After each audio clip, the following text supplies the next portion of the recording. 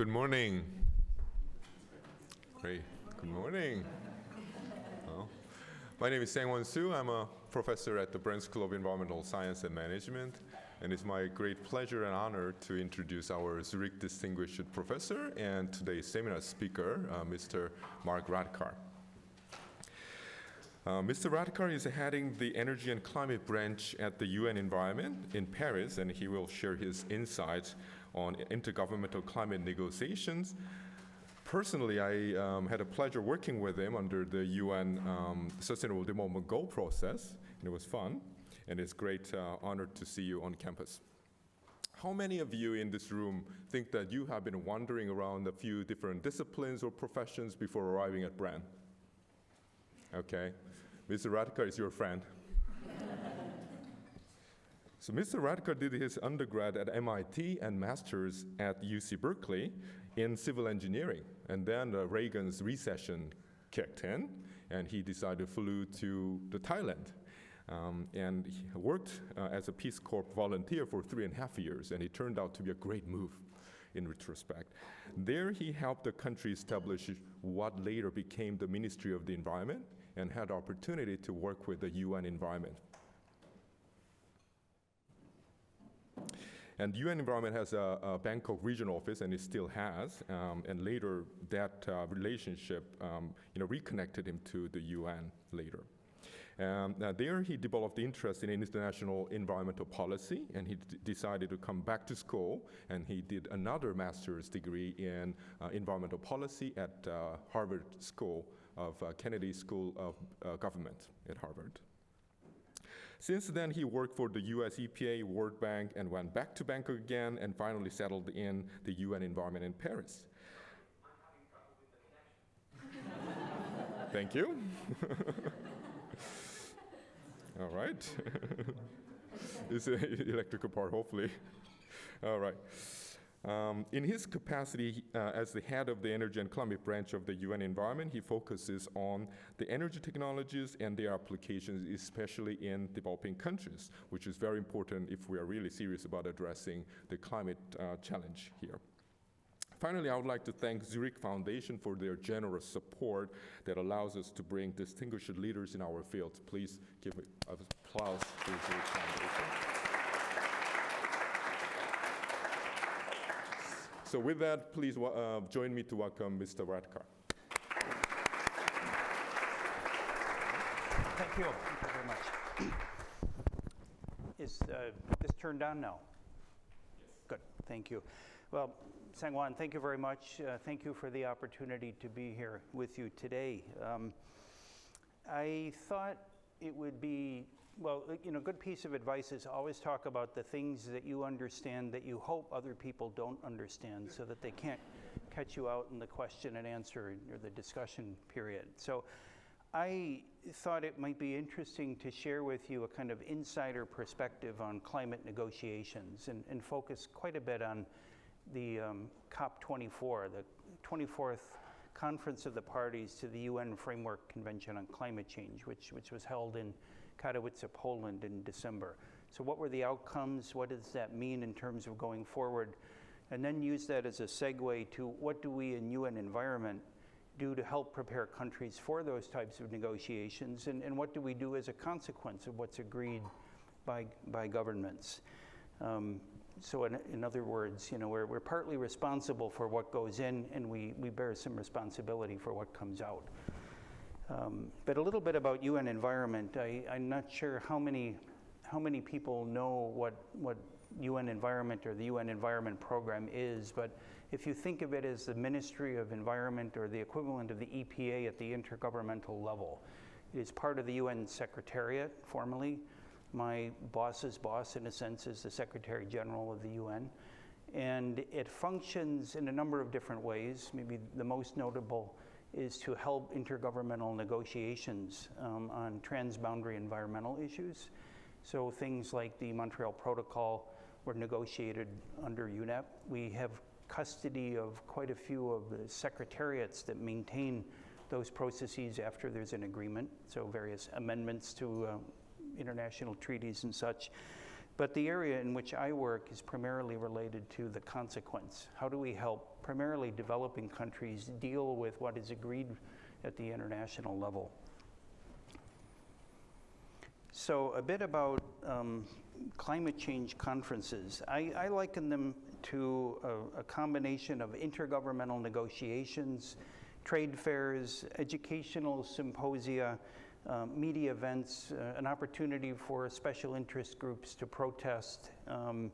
It's a kind of a freewheeling environment in which to gain access, at least to the formal parts, you need to be on a list, but then there are various levels of colored badges that allow you to gain access to kind of, think of it as concentric circles. And at the centermost circle are governments, and they are the ones that are the most important. They're negotiating some aspect of an intergovernmental treaty, and around that is a sort of peripheral circles of interested observers and outsiders that are trying to influence all of that. Most of the interesting bits take place outside of public view. When it really gets to the crunch issues, usually there are a handful of governments negotiating on behalf of blocks of other countries, and they are somewhere that nobody can find. And it's very, very difficult to actually know what's going on in real time. They're quite confusing in a real time sense. And the one rule is never trust anybody who says that they know what's going on, because rarely does anybody. So all of you are aware of the Paris Agreement, I'm sure. Just a little bit on how did KATOWICE compare to Paris and Copenhagen, which preceded it by a number of years. So these events, well, this particular event attracted, as you can see, 18,000 participants in total. Those were the ones who were registered. There were others outside on the streets trying to influence things, but 18,000, most of them from countries, but a good, although diminished number of journalists and observers. So people like me are observers. We're kind of a special observer, but we're not formally negotiating in a sense, but supporting. The main goal in KATOWICE was to complete something called the Paris Rulebook. And if you think of the Paris Agreement as a political understanding between or among governments, it set a very broad framework that was agreed by, in most cases, heads of state. So the agreement is akin to, I would say, a legislative outcome in the United States. You have a framework legislation. Now it needs to be turned into specific regulations, the actual rules, hence the term rulebook. And the rulebook was several years in negotiation because it matters a whole lot. Yes, so there were initially very, I would say, low expectations. There's always a mood for one of these large intergovernmental gatherings, and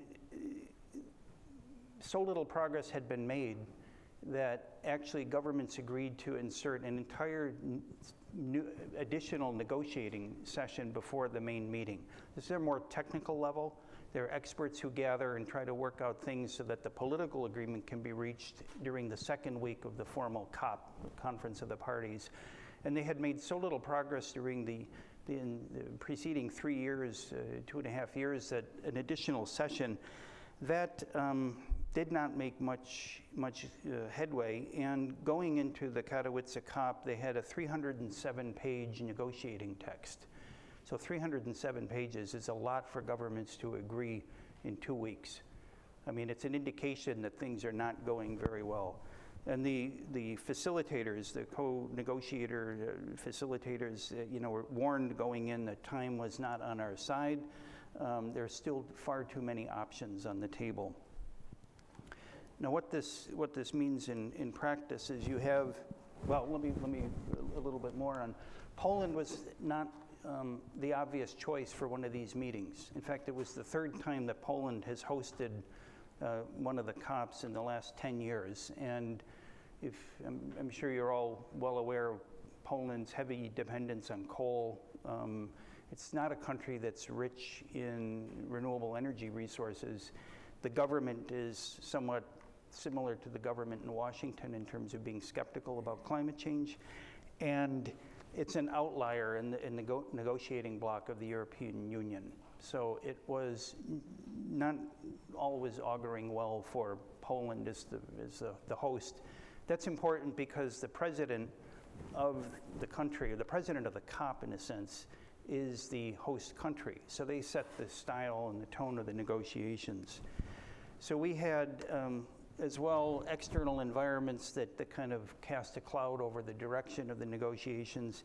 The one positive thing was that the Intergovernmental Panel on Climate Change a few weeks before had issued a report that the COP had requested on what would it take to limit warming to 1.5 degrees C. That came out and it was very, very definitive. It was not adopted, as I mentioned, or seen positively by all countries. But the list of negatives was much greater. You had street protests in France that were in part triggered by the Macron government's imposition of a earlier agreed tax on transport fuels, a setback in Germany in terms of political direction for the phase out of coal. And of course, here closer to home, very negative signals coming from the Trump administration. The COPs are always sort of fluid. There's almost a psychology that seems to develop around each one, a mood. And something is always coming up. There's a lot of rumors going on, and rumors and counter rumors, and it's, as I mentioned, a chaotic environment where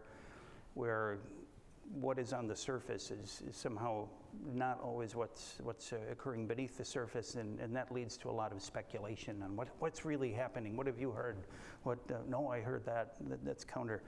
The IPCC report, as I mentioned, there was a long debate about whether the government should welcome the report, which would have been the conventional wording in an outcome, or just note it.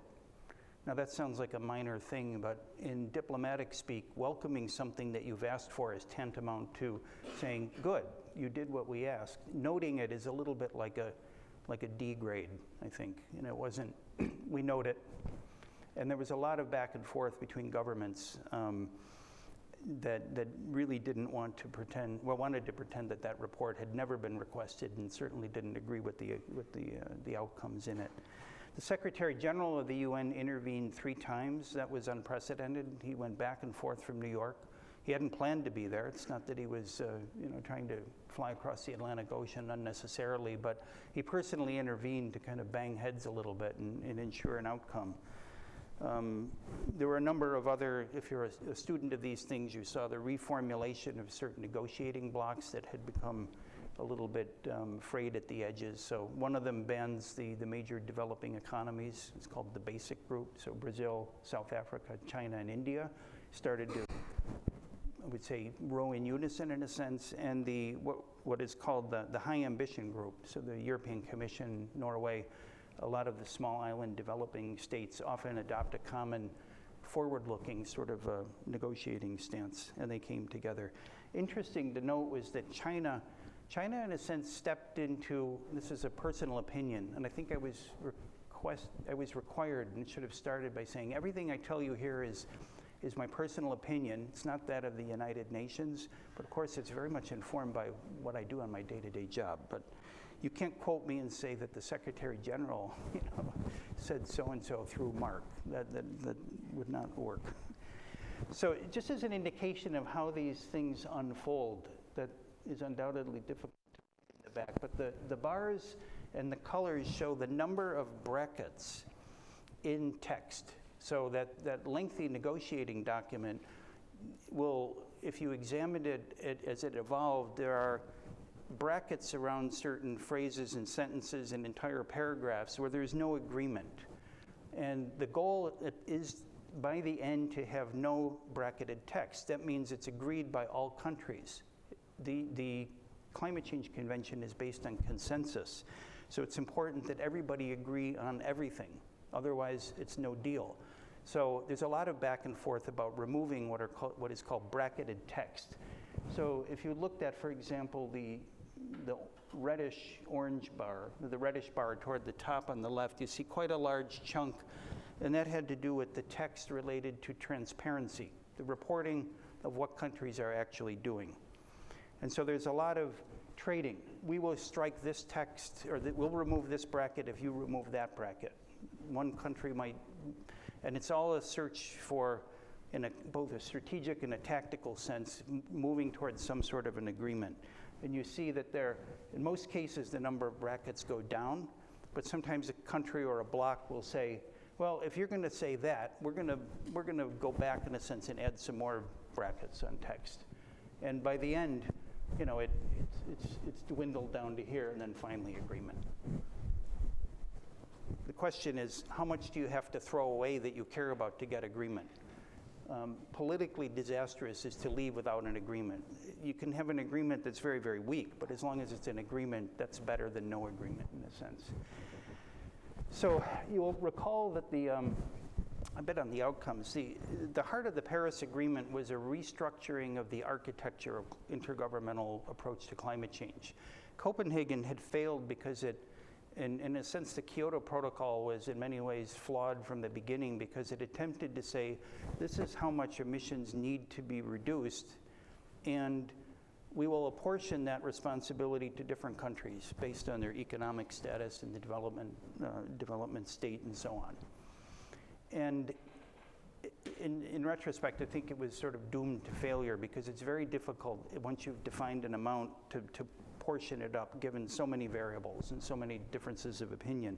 So the Paris Agreement turned that around and it said, listen, we know we have to get there. Why doesn't everybody say what they could do now and commit to it? And these were called the Nationally Determined Contribution, NDCs. So a nationally determined contribution to a common goal.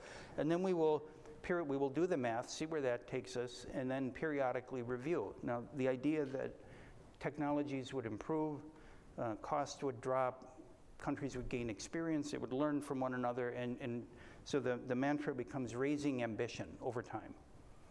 You could make an analogy to losing weight. You know, if you have to get started and you do a little bit, and then once you're encouraged, you do a little bit more, and then, you know, this sort of thing. So there was a lot of rules then that needed to be put into place about what is the reporting mechanism. How frequently do people have to report on what's happening? Because you could appreciate that from this type of architecture, each country saying it will contribute something, it's really based a lot on trust and on accurate reporting by countries to the Climate Change Secretariat in Bonn on what they're actually doing.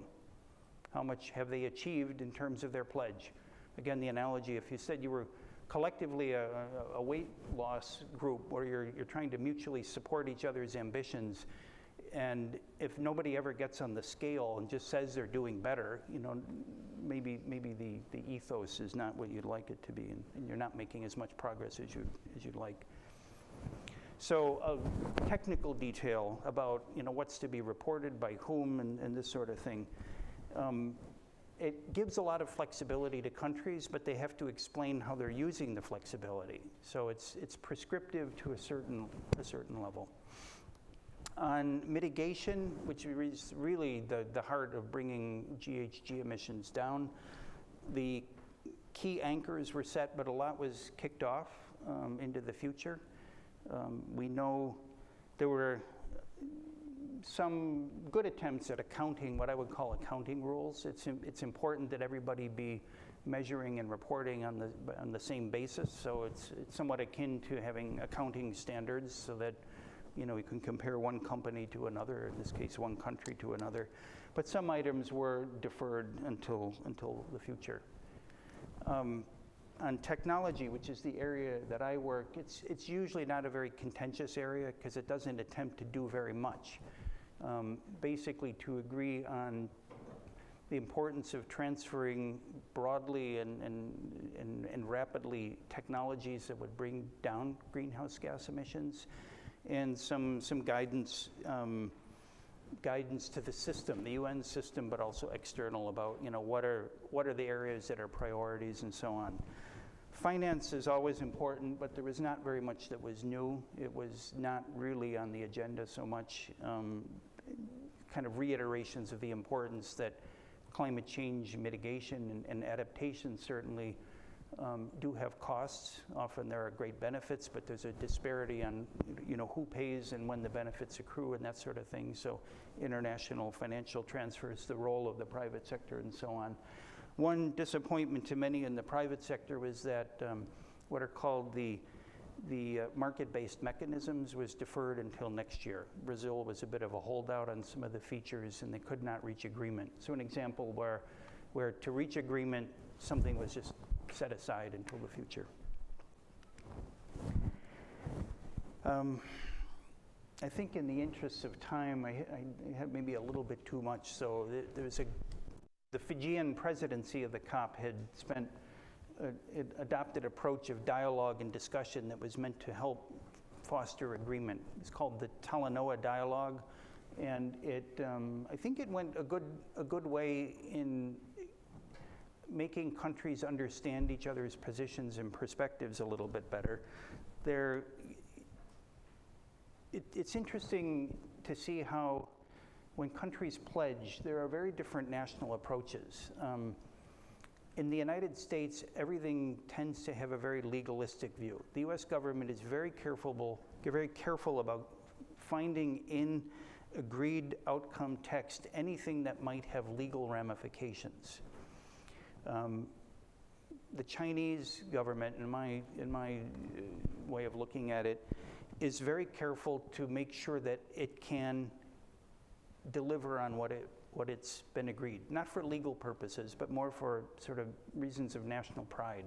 If you say you're going to do something, you'd like to be able to show. So they tend to underpromise and over-deliver.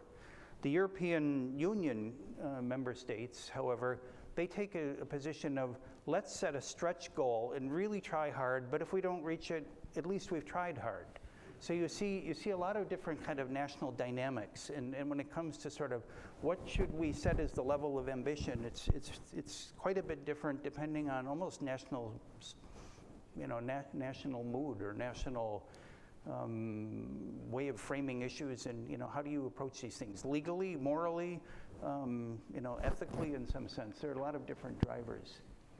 So some key messages was, we did a straw poll internally and we decided that the glass was 2/3 full. It was better than expected, but in some sense it's not nearly enough. And I'll return to that in a moment. The Paris Rulebook was agreed, so there is a good basis for at least moving forward on the accounting and the transparency. China, in what I think is an underappreciated move, gave up one of its long-standing negotiating positions, which is that it is a developing country and it should be treated like some of the least developed countries in Africa. That was actually, some people said that was China moving into a kind of leadership vacuum caused when the US retreated.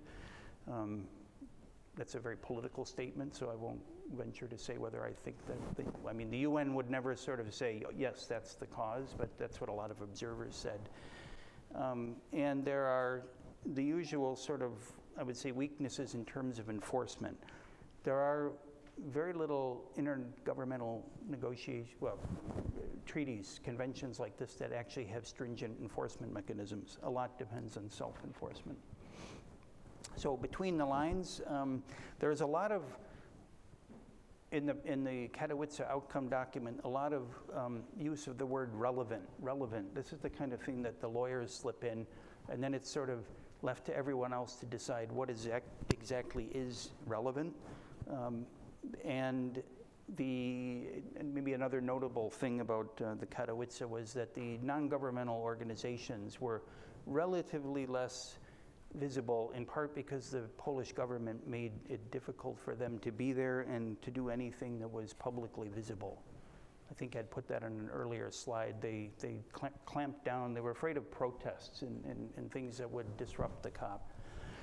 Next steps in this process, later this year, the continuation of the annual series will occur, the COP25 in Chile, and then the following year in the United Arab Emirates. UK and Italy. And then in 2025, as part of the Paris Agreement, there's something called the Global Stocktake, which is a kind of a collective, where are we now? Remember that the whole idea was sort of ratcheting upward, increasing ambition. You'll hear that word a lot if you follow these, increasing ambition, increasing ambition. So the next chance to really sort of formally take stock is the global stocktake, which will occur in 2023. Now, I wanted to move on to what is our role in all of this in UN environment? And I picked one area that actually has, maybe not surprisingly, become the most influential thing that we do, which is a publication called the Emission Gap Report. It came about because the head of our organization and the secretary of the Climate Change Convention sat down one day and he said, what could we do to help you who organize the meetings? And she said, a detailed analysis of what it all means in terms of when countries say this and this and this and this, if you add it all up and do the math, which is not so easy, what does it all mean? And she said, we could never do that. The countries would immediately object and say, we did not request you in the Secretariat to do that kind of analysis. And our head of UNEP at the time said, yes, we can do that. No one told us we can't. So that, if you think that would be a contribution. So we started the analysis. And for 9 years now, we have undertaken what amounts to a process not unlike the Intergovernmental Panel on Climate Change. There is a team of leading authors and review editors and contributing authors, all based on peer-reviewed publications, a bit of modeling. And the goal is to determine what does it all mean when you add up what countries have said. So in the context, we have the Talanoa Dialogue. As I mentioned, there was the Global Climate Action Summit that Governor Brown had organized in San Francisco in September, I believe. And then the IPCC report on 1.5 degrees came out in October. We released our UN Environment Emission Gap Report, and then the climate the following month, and then the climate conference kicked off. The trends are, as I'm sure you're all aware, rather worrisome. The greenhouse gas emissions show no sign of peaking. Those from energy increased actually after a 2-year decline. They increased in 2017. The emissions are about, as best we can estimate, about 53 gigatons of carbon, and they really need to be down in the level of about 25% below that, or by 2030, and 55% if you take the median trend by 2030 to stay on the 2 degree and or to remain consistent with the 2 degree and 1.5 degree path. So if you disaggregate that, what you'd see is, the global GDP is of course increasing. Primary energy demand has been increasing. Energy intensity is decreasing. So we're getting better at extracting value from energy in terms of economic output. The carbon intensity is also going down, which is a good thing. Shift to renewables and so on. And you'd see that there are decreasing trends for the other non-carbon greenhouse gases. So methane, nitrous oxides, fluorinated HFCs and so on are all going down, but they're still positive. So is that are we on the right trend or not? They need to be negative. They need to be, we need to be reducing emissions, not increasing them, but the trend is at least in the right direction. So reduced to where if you add up these nationally determined contributions, the upper bar is sort of a baseline case. The blue band beneath it, and you see here 2015 to 2030, and then gigatons of carbon. The current policy scenarios are where governments were headed before they announced their nationally determined contributions. And the blue band and the green band down at the bottom are where we really need, that's the trajectory we really should be on in terms of least cost compliance, or least cost adherence, maybe a better word, with the 2 degree and 1.5. So the unconditional, what are called unconditional NDCs, the pledges of all governments would drop that by about 3 gigatons of carbon. If you add in what are called conditional. We will do so-and-so if we receive some funding or if we receive support. That takes it down about another 3 gigatons. So 6 gigatons of carbon, which is clearly insufficient to put us on the path to a 2-degree pathway. That means that the gap, hence the emissions gap report, is about 13 gigatons to stay on the 2-degree path and 15 gigatons to stay on the 1.5 degree path, and even more if we wanted to get down to 1.5 degrees with the conditional and unconditional.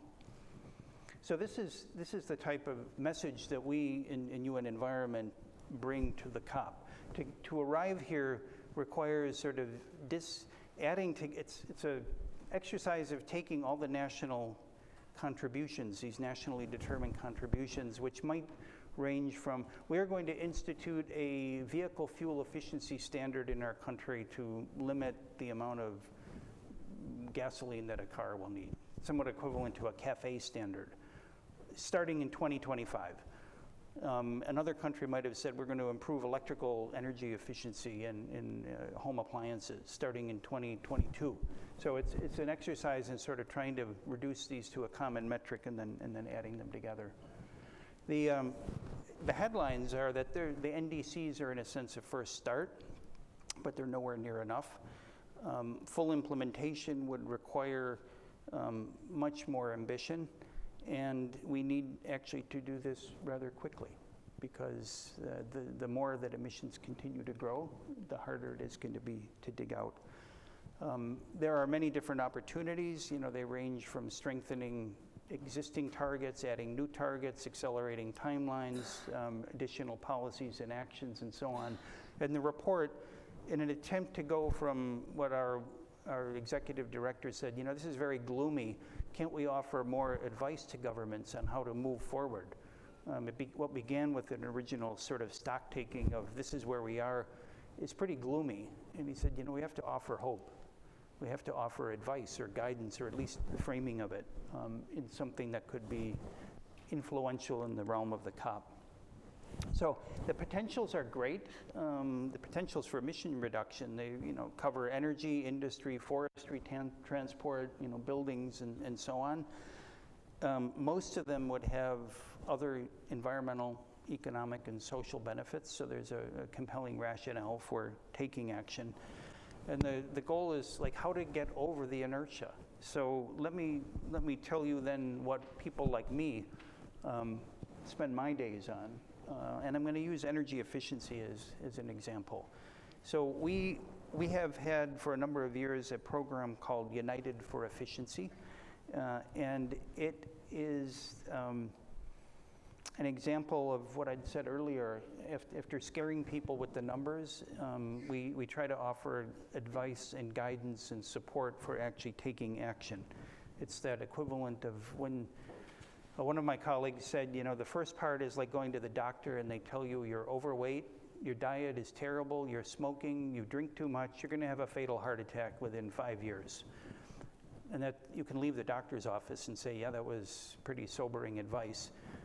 My part of the equation is, having been convinced that the doctor was right, we try to be like the diet coach and the exercise coach and the person who can get you on a healthier lifestyle by providing motivation and support and all that kind of thing.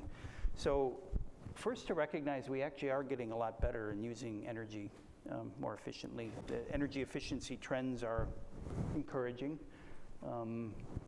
This is a slide taken from analysis done by the International Energy Agency with whom we work rather closely, both being in Paris. And in a sense, if we were not improving energy efficiency across the board, today we would be using something like 15% more energy relative to the year 2000 than we would otherwise. My own, the head of UN Environment got very excited about energy efficiency when he heard Stephen Chu make a presentation to the Secretary General, and Dr. Chu mentioned how many Power plants in the United States had not needed to be constructed simply because of refrigerator efficiency standards that the Department of Energy and EPA had progressively tightened since the the early 1980s. And you'd think refrigerator efficiency standards, it's not very interesting, but 86 large power plants were not built in a sense because refrigerators became more efficient, they became larger. The phase out of CFCs as a refrigerant and the foam blowing agent occurred concurrently. All sorts of amenities were added. People liked refrigerators more, and they were much more environmentally friendly and cheaper to run. Again, from the International Energy Agency, that they do a lot of analysis on energy efficiency, and we tend to take their analysis and turn it into country-specific suggestions. So we are an environmental organization, and why would any energy ministry listen to anything that we would say is a valid question? But if we go, as we often do, armed with information and analysis from a reputable partner like the IEA, it's much more credible, and we often work with them. So broad advantages, if you take just the EU member states, China and India, all of which import fuel, savings of about $700 billion a year, avoided energy expenditure in industry of IEA estimates $600 billion US a year, and avoided spending by households through more efficient use of energy, providing the same amenities of $500 billion. So this is compelling. These are compelling sort of numbers for ministries of economy or the finance ministry, which is often worried about where does all that energy, where is it going to be paid from? So in UN Environment, we picked 5 categories of equipment.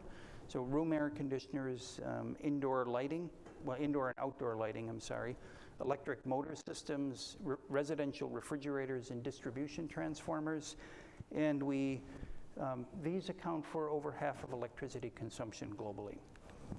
Now, the interesting thing is the countries in green on this map have some sort of standard related to energy efficiency of those 5 categories. The ones in gray have no standards whatsoever. So in Russia, there's no efficiency standard for distribution transformers, those things that sit up on utility poles. Most of sub-Saharan Africa has no efficiency standards for motors. And the fact that some are green doesn't indicate that their efficiency standard is good. It might be severely outdated, not been revised in many, many years. So not surprisingly, you find like the United States and Europe and Australia, basically the OECD member countries generally are pretty good, but there's still room for improvement. So our efforts focus on all those gray areas and on the weak green areas. Our approach is to bring very credible technical and policy advice to countries, and we do that by forming large consortia of partners, often from industry, from NGOs, from reputable laboratories and research organizations. So, for example, we work quite closely with, well, maybe I shouldn't say it in this audience, but UC Berkeley, does a lot of analysis for the U.S. Department of Energy. They're very good on energy efficiency, and we work closely with the group at the LBNL on promoting solid technical information to 2 countries.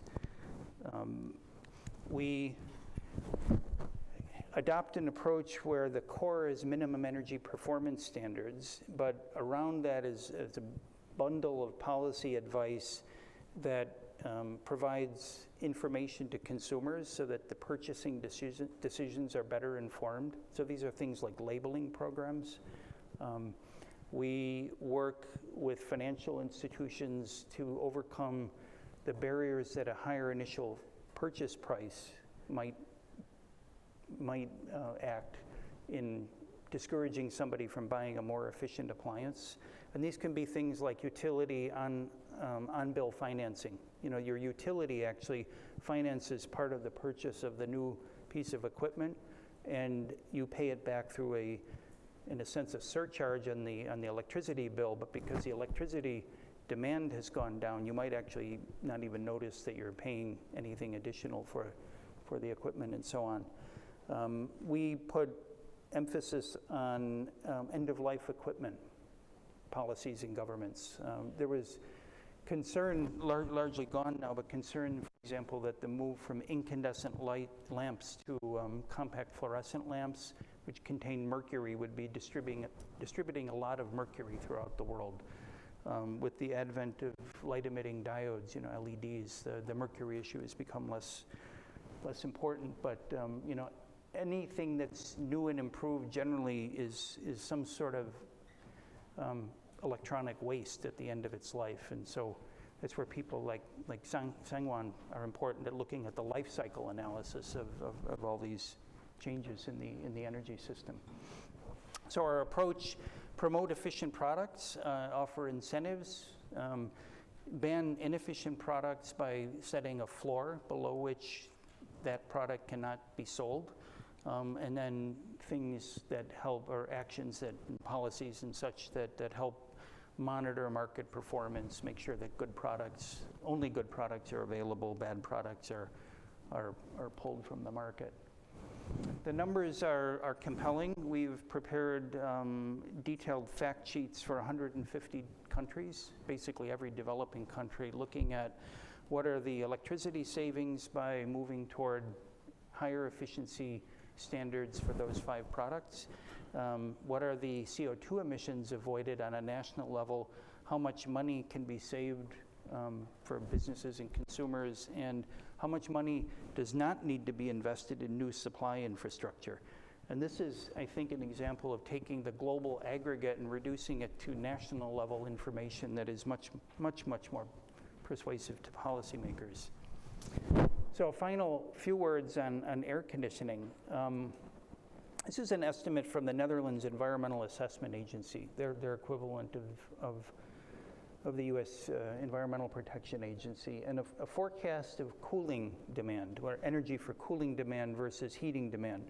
Now, it's not surprising in a warming world, demand for heating probably would go down and demand for air conditioning would go up.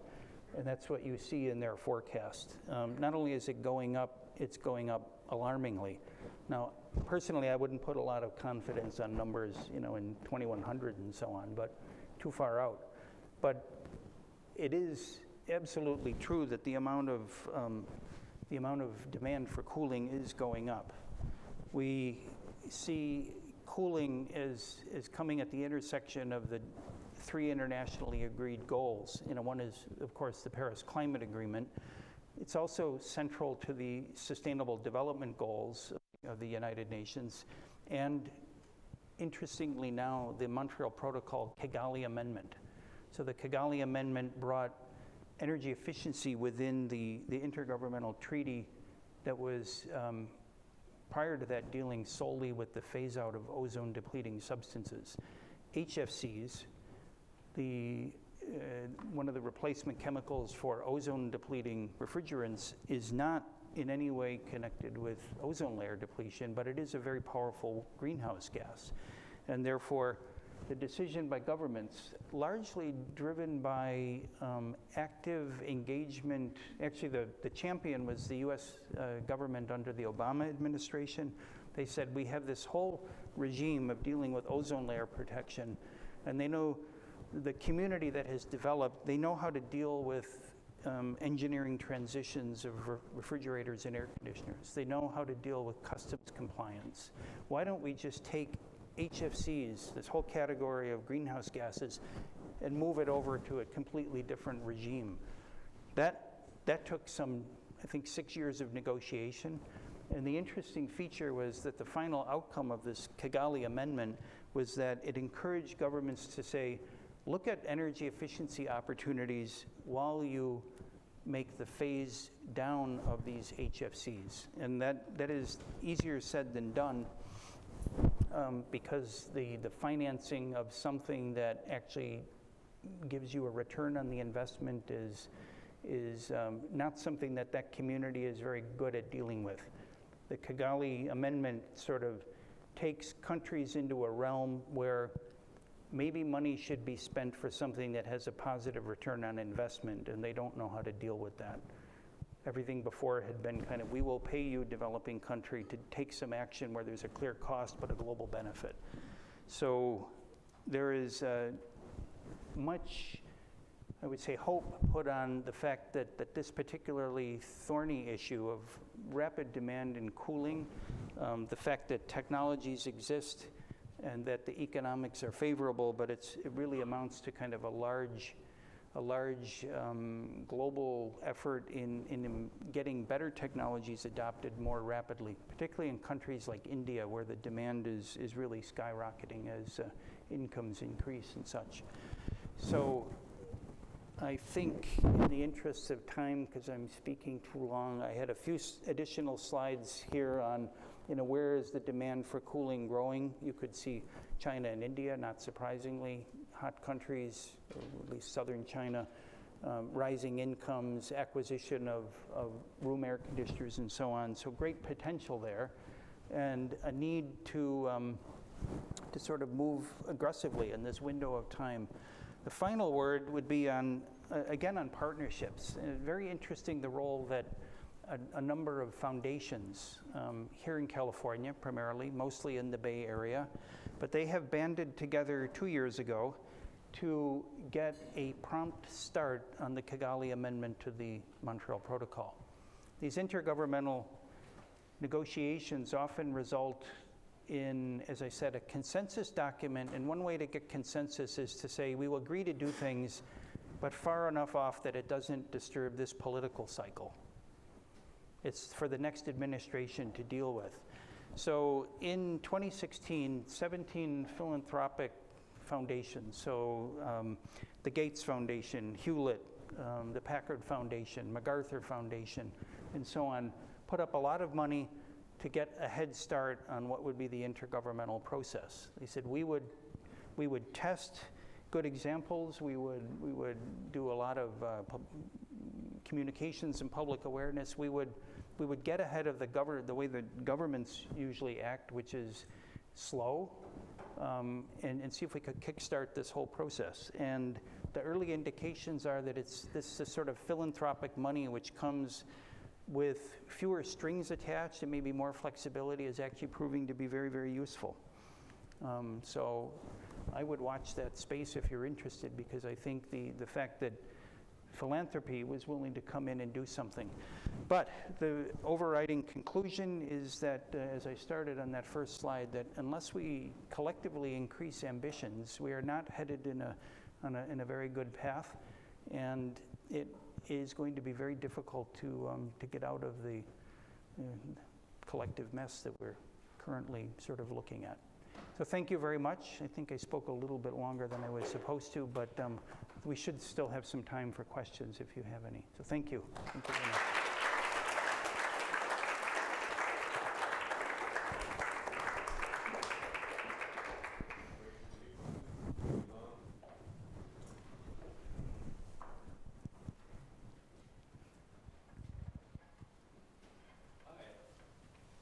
Yep.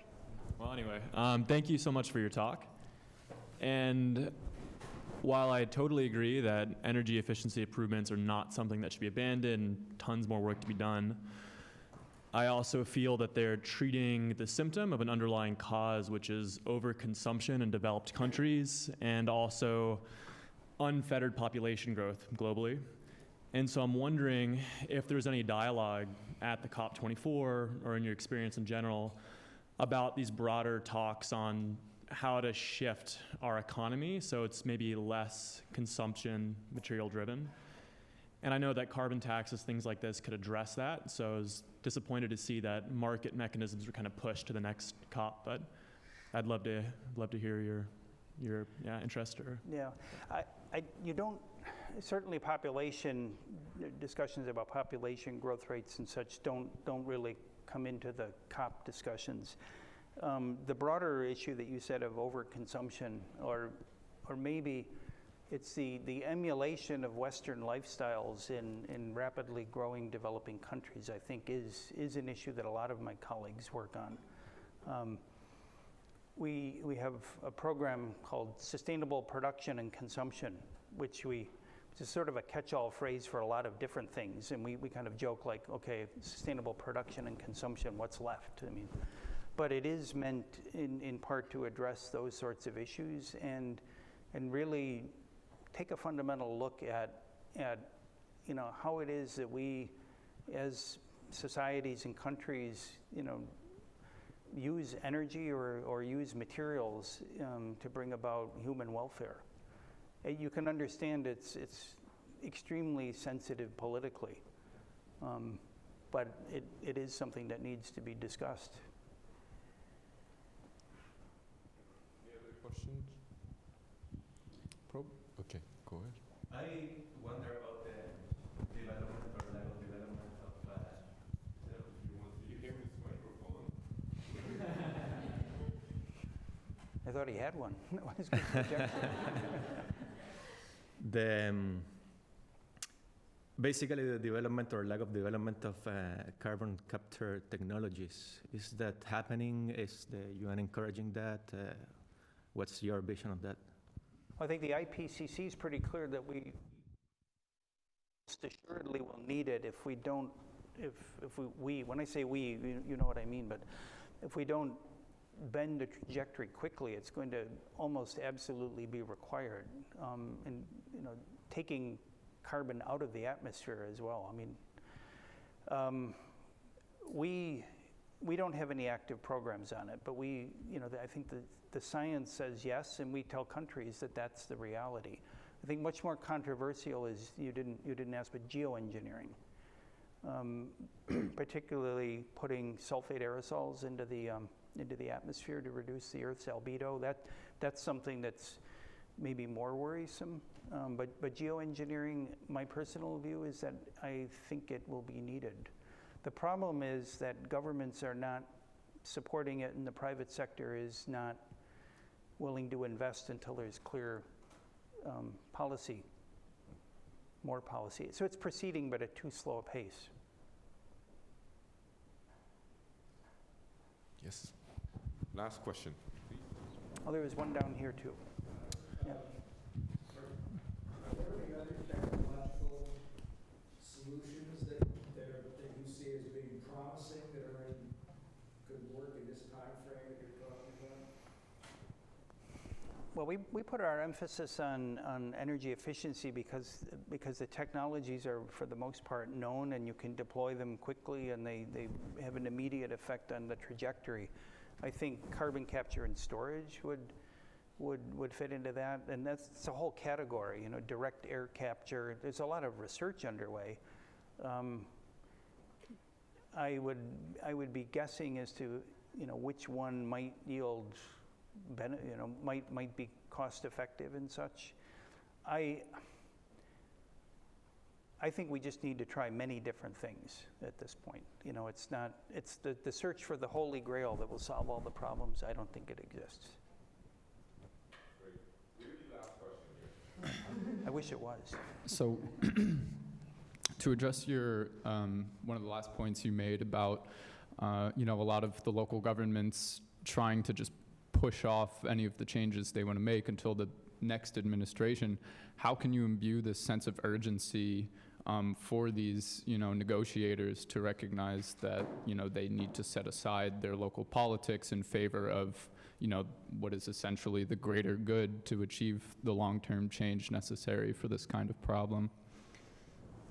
Yeah, I mean, it strikes to the heart, I suppose, of where does political leadership come from? And, if we could solve that, then we probably would have the solution to a lot of other problems as well. What we are seeing is a lot more interest on the part of local governments and city governments in particular. It seems that mayors are much more attuned to the immediate concerns of their citizens. They're much closer to the action. And so a lot of the interesting activities that are being taken are not by national governments, they're by city governments and state governments. It could be that that in many countries, that the country is too big and too amorphous and there's no political consensus, and so it's just paralyzed, and therefore it falls on lower levels of government to take action, and that is indeed what we're seeing. Maybe it begins, locally. Could be the answer. We should get rid of the countries and then we just, live with cities, I guess. Okay. Well, thank you very much, Yeah. Mark, for your great presentation. Thank you.